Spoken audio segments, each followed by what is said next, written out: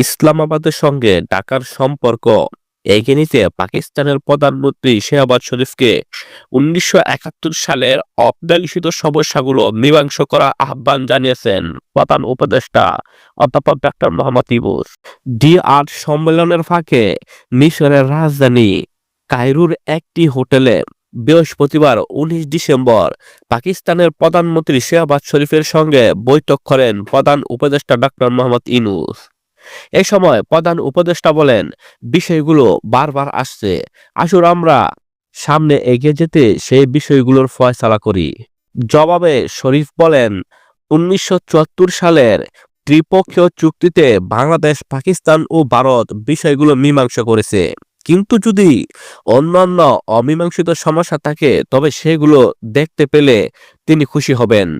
অধ্যাপক ইউনূস বলেন, ভবিষ্যৎ প্রজন্মের জন্য বিষয়গুলো চিরতরে সুরাহা করে ফেলা ভালো হবে।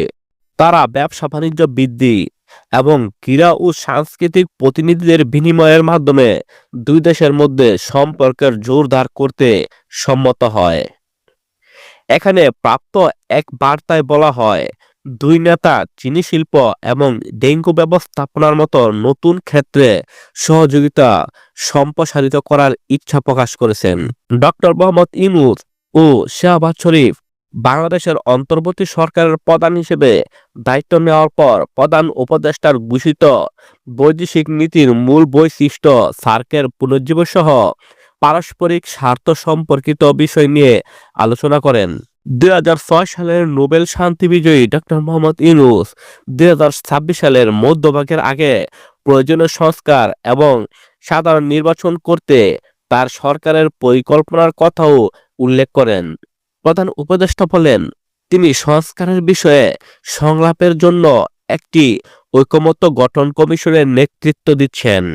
পাকিস্তানের প্রধানমন্ত্রী শেহবাজ শরীফ ঢাকা ও ইসলামাবাদের মধ্যে কৌশলগত সম্পর্ক গড়ে তোলার আহ্বান জানান। শেহবাজ শরীফ বলেন, আমরা সত্যি আমাদের ভ্রাতৃপ্রতি বাংলাদেশের সঙ্গে সম্পর্ক জোরদার করার অপেক্ষায় রয়েছি। তিনি সার্ক পুনর্জীবনের ডক্টর মোহাম্মদ ইউনূসের উদ্যোগকে স্বাগত জানান এবং আঞ্চলিক সংস্থার শীর্ষ সম্মেলন আয়োজনের সম্ভাবনা নিয়ে কাজ করার জন্য বাংলাদেশকে ধন্যবাদ জানান। ডক্টর মোহাম্মদ ইউনূস পাকিস্তানের প্রধানমন্ত্রী শেহবাজ শরীফকে বলেন, এটি একটি সর্বোচ্চ অগ্রাধিকার। তিনি বলেন, আমি সার্কের ধারণার একজন বড় অনুরাগী। আমি ইস্যুটি নিয়ে কথা বলেই যাব। আমি সার্ক নেতাদের শীর্ষ সম্মেলন চাই। তিনি বলেন, যদিও তা কেবল একটি ফটো সেশনের জন্য হয়, তবুও এটি একটি শক্তিশালী বার্তা বহন করবে।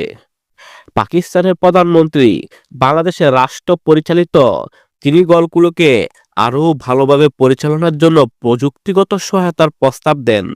তিনি বাংলাদেশে ডেঙ্গুর প্রাদুর্ভাবের কারণে মৃত্যুতে শোক প্রকাশ করেন এবং বলেন, ঢাকায় এই রোগের বিরুদ্ধে লড়াইয়ে পাকিস্তানের অভিজ্ঞতা থেকে উপকৃত হতে পারে।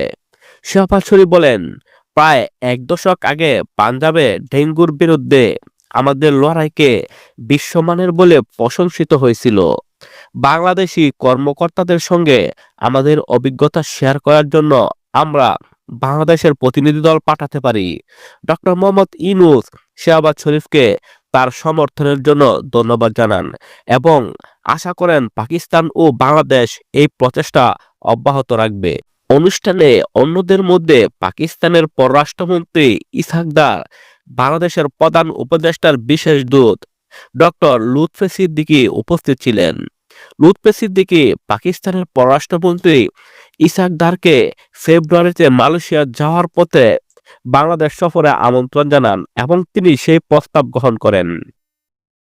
পাকিস্তানের প্রধানমন্ত্রী শেহবাজ শরীফও ডক্টর মোহাম্মদ ইউনূসকে তার সুবিধামতো সময়ে পাকিস্তান সফরে আমন্ত্রণ জানান।